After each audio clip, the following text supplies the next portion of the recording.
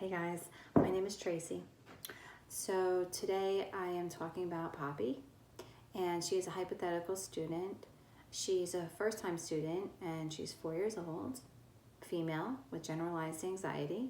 Emotionally, she suffers from meltdowns and tantrums.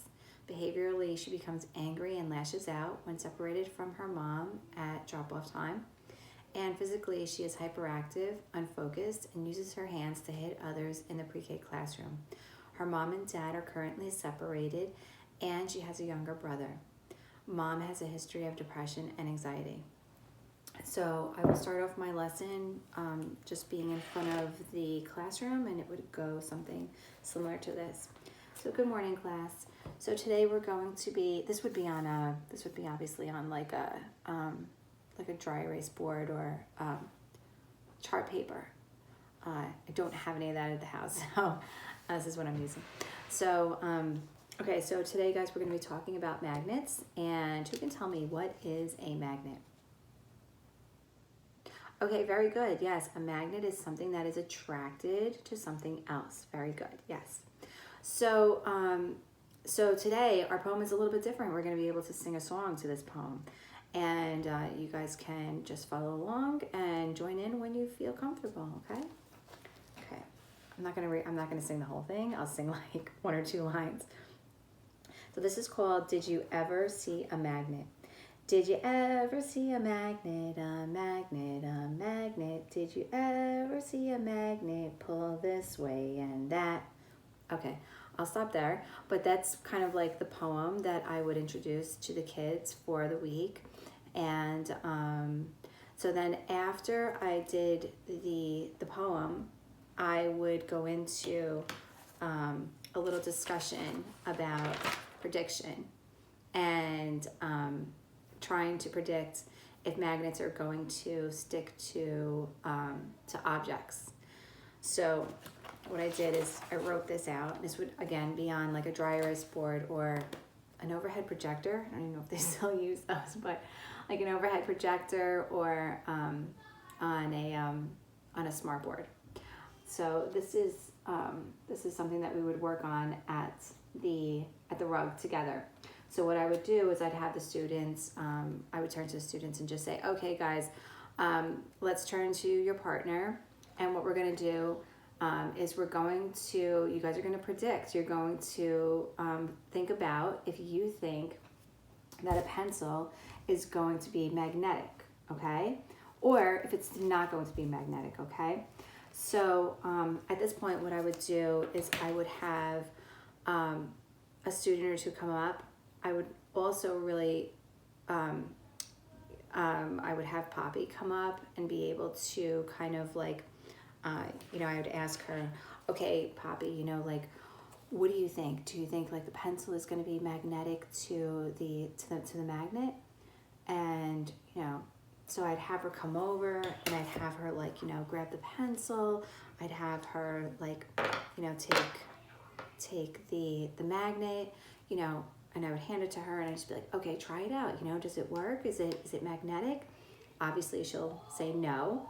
But then what would happen was then she can come up to the board and then I can have her like, either check off, if it was magnetic or if it wasn't. So Poppy, what do you think? Was it magnetic or was it not magnetic? She'd be like, it's not magnetic. So then she'll check off here, or we can even like color in the face. So I would have a few other students come up and do that as well. Okay.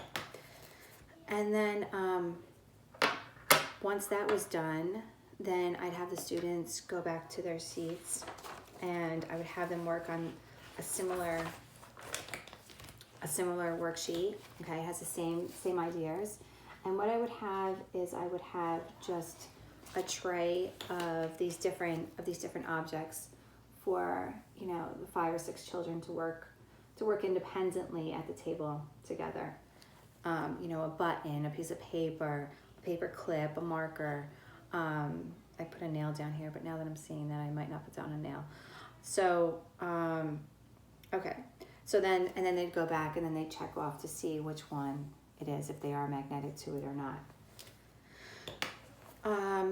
So how would I differentiate Poppy's Poppy's time to be independent. Well, instead of having her going back and being with, you know, a group of students, what I would do is I'd have her go back and just work with one other student, and that other student would really be somebody who's very grounded, very you know, able to express their feelings in ways that are positive, so that hopefully that's kind of like a role model for her to kind of like emulate towards.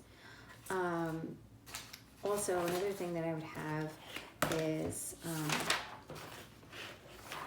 also have a daily behavior chart for Poppy, and it's based on, you know, per hour, but it might actually even be every 30 minutes that she might have to have it. Like I said, again, she's hypothetical, so I'm not exactly sure, but it's kind of like the idea of what I was kind of going for. And then, you know, having her filling it out. So having her really take the time to really say, like, okay, you know, was I kind to others, instead of, you know, punching my mother when she left the house, you know, when she left, you know, today, or, you know, lashing out at the other children or lashing out at the teacher. You know, was I kind from 8 to 9 a.m.? So she would go here, and then she would like mark it off what it is. And then also staying on task, because a lot of times like students with anxiety really have a hard time just staying on task.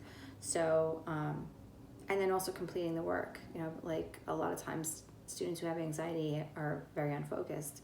So so those are the things I would have. I'd also have, I put down here at the bottom, I don't know if you guys can see that, but how am I feeling? So I think I would have this actually on a separate sheet of paper, but just being able to kind of like have a smaller piece of paper and just being able to just focus on the emotions of the day, you know. And, you know, what I put down here was I put down, you know, either a happy face, a sad face. I put down kind of like a, you know, I'm not sad, but I'm not happy. I'm kind of whatever.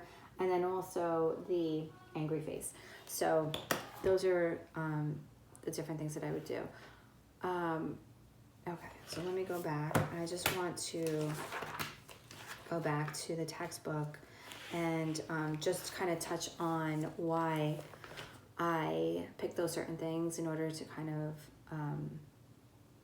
be part of the textbook. So for the poem, in Cook's book on page 192, says here, a full range, under provide opportunities for expressing feelings. It says a full range of emotions is essential to healthy emotional development. Uninhibited, withdrawn children typically experience many unexpressed emotions. Special encouragement thus must be given to self-expression. So things like, you know, poetry, not poetry, things like painting and puppetry and water play, and also music.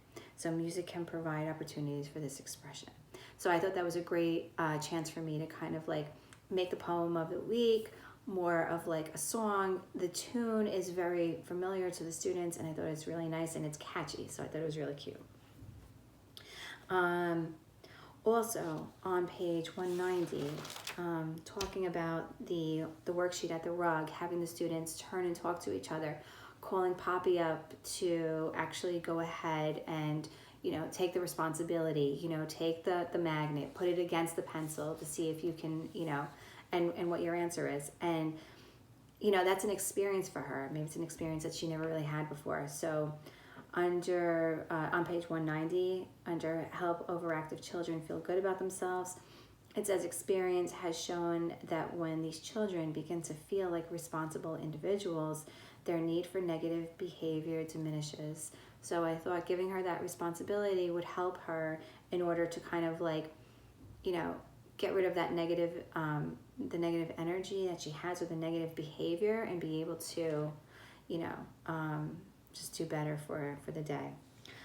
For the independent work, on page 177, it says here, under use of typical peers as mediators of social skills. It is ideal to select coach peers who have higher level social skills than the children with special needs. So I thought, with just understanding this, I thought like having, someone who's more grounded, someone who's just more in touch with their emotions, and for that person to work with Poppy and would help her to kind of like, maybe Poppy would start to emulate, this other student's, different abilities that she has, and just being, I just lost my train of thought. Just having her be able to see what it's like for other students and how they deal with their different emotions in a way that's more positive than the negative. Also, for the behavior chart, and for the kind of expressing the feelings and emotions, under encouraging desirable expressions of feelings, it says children can be taught feeling words directly by pairing pictures of facial expressions of feelings with the appropriate affective label. So that's why I really picked, the behavior chart, and just kind of having and talking a little bit about the emotions, and having the student feel that, what you're feeling is completely normal. It's, if you're mad, it's okay to feel mad. A lot of times kids really just don't know how to express it. And in this chapter, I really understood a lot more of when I was teaching and what it was like, just when I was coming across a lot of students who had a lot of social and emotional, disabilities. And this chapter really opened my eyes a lot to a lot of different things. And, the feeling of, the unattachment, as a baby. And it was just really incredible. It was a great chapter. I really loved it. The environment is a huge part of having students with social and emotional disabilities. Having it very calm when the students walk into the classroom. Soothing music really helps with, with students with these kinds of disabilities, and just being able to, give the students, ample time when they're going into transitions, right? So the more that they know before things happen, I'm Italian, my hands are in the thing. But, that the more that they know before the actual transition happens is better for them. Having a schedule down for them exactly, or as close to, or as close to what's going to be happening throughout the day, that's also great for them as well. And keeping the environment very simple. And I feel like that's really like so important as well. And I think that was it. Thank you so much for listening and for taking the time.